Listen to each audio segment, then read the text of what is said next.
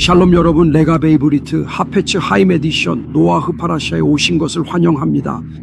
노아흐 파라샤가 중요한 이유는 노아의 시대가 바로 메시아가 오실 때의 시대와 닮아 있기 때문입니다. 이번 주 토라 부분에서 우리는 하마스라는 단어가 언급되는 것을 볼 수 있습니다. 아시다시피 저는 이 새로운 하마스에 대해 책에 쓴 적이 있습니다. 하지만 오늘 아침에는 하페츠 하임이 우리에게 준 중요한 해설에 여러분과 함께 집중해 보고자 합니다. 그런데 이 해설은 라시의 해석과는 반대되는 내용입니다. 창세기 6장 9절에서 노아에 대해 타밈 하야 베도로 타부, 즉 노아는 그의 세대에서 흠이 없었다고 말합니다. 왜 토라는 노아가 그의 세대에서 흠이 없었다고 우리에게 말하는 것일까요? 라시는 그의 주석에서 노아가 아브라함의 기준에는 미치지 못했다고 말합니다.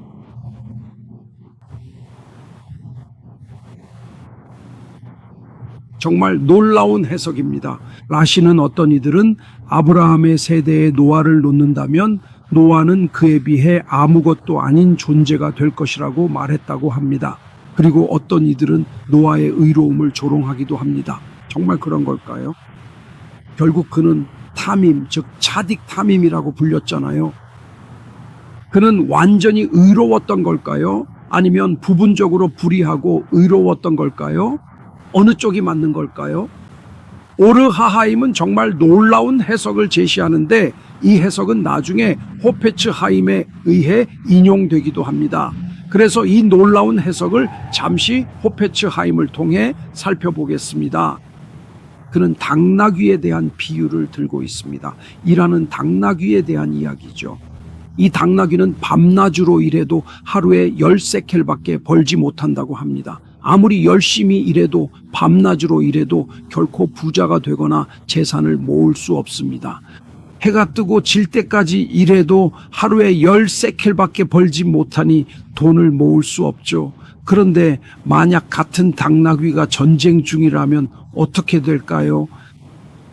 이제 그 당나귀가 군대에 징집되어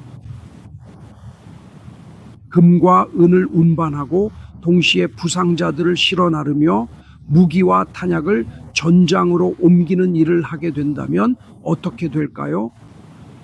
이때 당나귀의 가치는 얼마나 될까요? 그 당나귀의 가치는 값을 매길 수 없을 정도로 소중해지고 이 시기에는 부자가 될 수도 있습니다. 그는 이것이 바로 우리가 타밈 하야 베도로 타브라는 말을 이해해야 하는 방식이라고 말합니다. 그리고 그는 이렇게 인용합니다. 사람이 장차 올 세상을 위해 토라와 미츠보트 계명을 힘겹게 실천해야 하는 시대에는 그는 일정한 보상을 받게 됩니다.